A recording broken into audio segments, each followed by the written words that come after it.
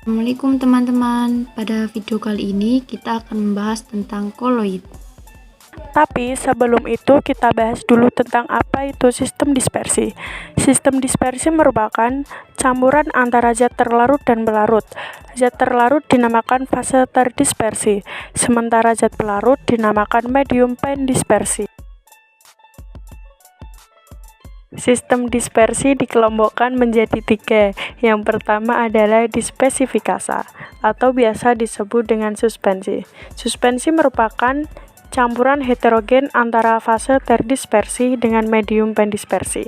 Kita ambil contoh air sebagai medium pendispersi dan tepung terigu sebagai fase terdispersi. Jika terigu dimasukkan ke dalam air dan diaduk, terigu tidak dapat larut. Tepung terigu akan mengendap jika didiamkan beberapa saat akibat pengaruh gravitasi.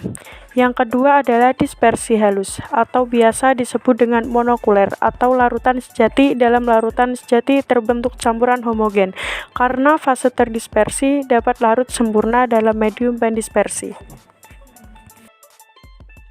Contoh dari larutan sejati atau dispersi halus adalah gula sebagai fase terdispersi dan air sebagai medium pendispersi. Saat gula diaduk dalam air, kedua zat tercampur dengan sempurna, sehingga tidak meninggalkan endapan dan tidak dapat disaring. Yang ketiga adalah dispersi koloid. Dispersi koloid merupakan sistem dispersi antara dispersi kasar dan dispersi halus. Koloid merupakan satu fase tidak terpisah, tetapi partikelnya tidak sekecil larutan sejati atau dispersi halus.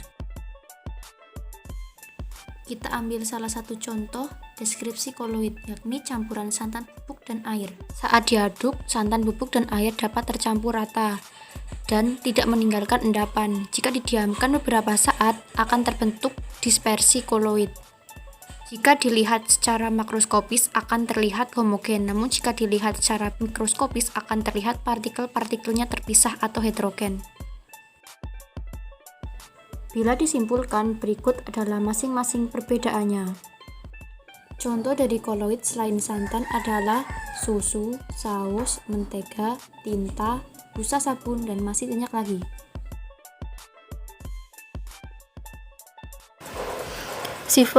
Sifat koloid. Sifat koloid yang pertama adalah efek Tyndall. Efek Tyndall merupakan peristiwa penghamburan cahaya oleh partikel-partikel koloid. Berbeda, saat larutan sejati disinari cahaya, maka cahaya tersebut akan tembus. Namun, ketika suatu koloid disinari oleh cahaya, maka cahaya tersebut akan dihamburkan. Hal ini dikarenakan partikel koloid yang relatif besar, sehingga akan memantulkan cahaya yang jatuh padanya. Contoh efek Tyndall dalam kehidupan sehari-hari. Langit berwarna biru di pagi hari dan berwarna jingga di sore hari. Hal ini dikarenakan penghamburan cahaya matahari yang jatuh pada awan. Sifat yang kedua, gerak Brown. Jika kita mengikuti gerak partikel koloid dengan mikroskop, kita akan melihat partikel tersebut bergerak secara acak. Gerak partikel acak ini disebut dengan gerak Brown. Robert Brown, seorang penggagas gerak Brown, namun ia tidak dapat menjelaskan mengapa partikel ini bergerak secara acak. Hingga akhirnya pada tahun 1905, Albert Einstein menemukan jawaban bahwa gerak Brown ini terjadi karena tumbukan partikel yang tidak merata. Adsorpsi adalah proses penyerapan zat di permukaan zat lain. Zat-zat yang telah terdispersi dalam koloid memiliki sifat listrik. Pada umumnya, partikel-partikel ini membentuk gaya tarik-menarik, sehingga dapat mengikat partikel-partikel zat asing. Peristiwa penempelan zat asing ini dinamakan adsorpsi. Sifat adsorpsi juga ada di dalam tubuh kita, yakni karbon aktif dalam obat-obatan yang masuk ke dalam usus dan lambung, sehingga membentuk sistem koloid yang dapat mengadsorpsi gas dan racun. Selanjutnya, sifat koagulasi. Koagulasi adalah proses perubahan cairan atau larutan menjadi gumpalan lunak, baik sebagian ataupun keseluruhan. Jenis-jenis koagulasi diantaranya koagulasi mekanis, yakni penggumpalan koloid melalui pemanasan atau pendinginan dan pengadukan. Proses ini mengurangi jumlah air atau ion di sekeliling koloid, sehingga koloid akan mengendap. Contohnya, agar-agar yang merupakan koloid akan menggumpal saat dipanaskan dalam air. Contoh lainnya adalah perebusan telur yang menjadi padat setelah melalui proses pemanasan. Selanjutnya, koagulasi kimia, yakni penggumpalan dengan menambahkan elektrolit bermuatan lawan ke dalam koloid. Pada ilustrasi berikut adalah gambar susu yang termasuk koloid dicampur dengan perasan jeruk nipis yang mengandung asam. Saat perasan jeruk nipis masuk ke dalam susu, akan terjadi proses penggumpalan atau koagulasi dikarenakan perubahan tingkat keasaman. Pembahasan selanjutnya adalah koloid pelindung, yaitu koloid yang dapat melindungi koloid lain.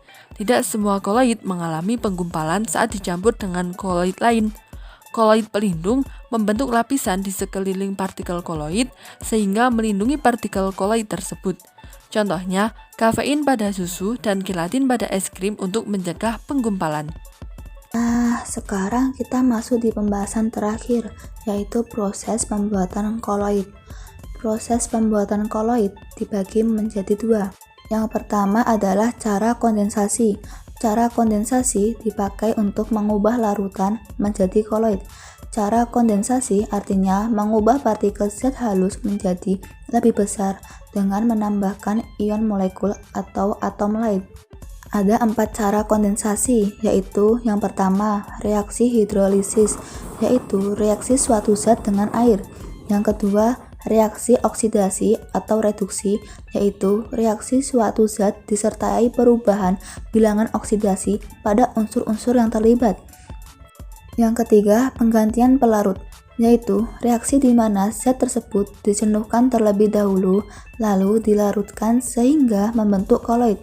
Yang keempat, dekomposisi rangkap, yaitu reaksi penguraian suatu zat menjadi zat yang lebih sederhana. Proses pembuatan koloid yang kedua, terdispersi.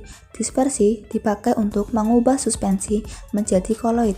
Secara dispersi artinya menghaluskan partikel-partikel makroskopis menjadi partikel yang bersifat mikroskopis. Ada 3 cara dispersi, yaitu yang pertama, cara mekanik, di mana partikel-partikel yang besar dihaluskan, kemudian dicampur dengan medium pendispersi dan diaduk. Yang kedua, secara peptisi, yaitu proses dispersi dibantu dengan zat peptisi atau zat pemecah. Yang ketiga, cara Bussur-Bredig, yaitu gabungan antara cara dispersi dan kondensasi dan hanya bisa digunakan untuk membuat koloid sologam. Materi selanjutnya pemurnian koloid. Yang pertama, dialisis. Dialisis adalah suatu proses untuk menghilangkan ion-ion yang dapat mengganggu kestabilan koloid. Pada proses dialisis ini, sistem koloid yang berada dalam kantong koloid dimasukkan ke dalam bejana yang berisi air mengalir. Yang kedua, ultrafiltrasi. Dengan ultrafiltrasi, pori kertas dapat diperkecil dengan mencelupkan ke dalam kolodin. Pada penyaringan, perlu menggunakan pompa air atau pompa vakum. Pembahasan selanjutnya yaitu penggunaan koloid. Yang pertama, penjernihan air pada sungai. Penambahan tawas pada air sungai akan membentuk koloid AlOH3 yang akan mengadsorpsi pengotor dalam air sehingga menggumpal dan mengendap, sehingga air akan menjadi jernih.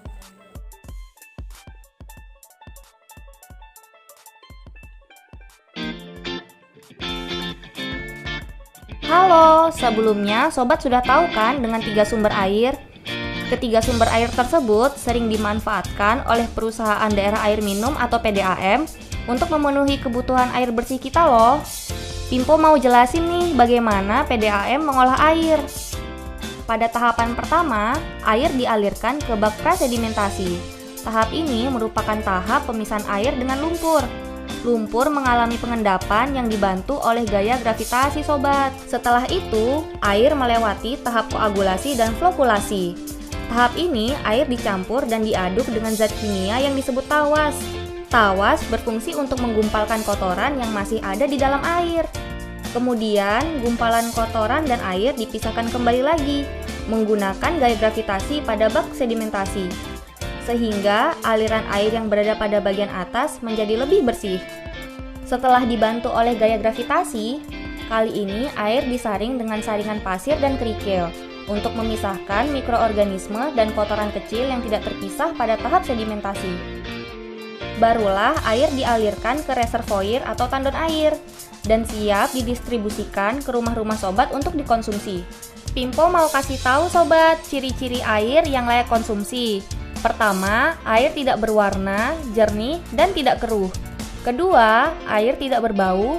Dan yang ketiga, air tidak berasa. Apabila air berwarna, berbau, dan berasa, kemungkinan air tersebut sudah tercemar sobat. Air yang baik adalah air yang tidak asam. Tingkat keasaman atau basa dari air bisa diukur melalui nilai pH. Nilai pH normal di antara 6 hingga 8. Apabila nilai pH kurang dari 6, disebut asam. Dan sebaliknya, jika melebihi 8, disebut basa. Air yang baik mempunyai nilai pH 7 sobat. Selain itu, air yang baik adalah air yang mengandung mineral seperti besi, mangan, dan mineral lainnya. Dalam jumlah kecil, zat besi dibutuhkan oleh tubuh sebagai pembentuk sel darah merah. Namun, jika kandungan zat besi di dalam air melebihi batas, akan menimbulkan gangguan pada tubuh. Selain itu, juga dapat berpengaruh pada perabot rumah tangga. Misalnya, keran air dan pipa akan berkarat dan menimbulkan warna kekuningan. Mangan bersifat beracun sobat. Jika kandungan dalam air terlalu banyak, dapat mengganggu organ pernafasan. Standar kualitas mangan ditetapkan pada ukuran 0,05 hingga 0,5 mg per 1 liter di dalam air. Untuk menghilangkan besi dan mangan, air dapat dioksidasi dengan oksigen.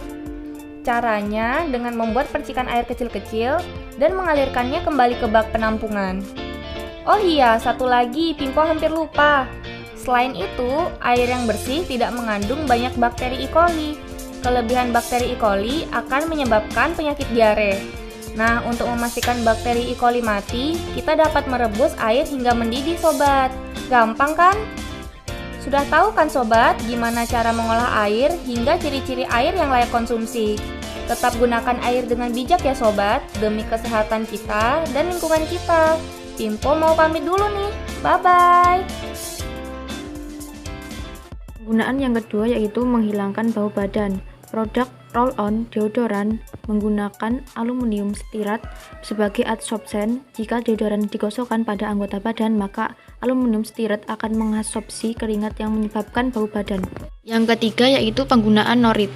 Norit mengandung arang aktif yang akan menyerap berbagai racun dalam usus.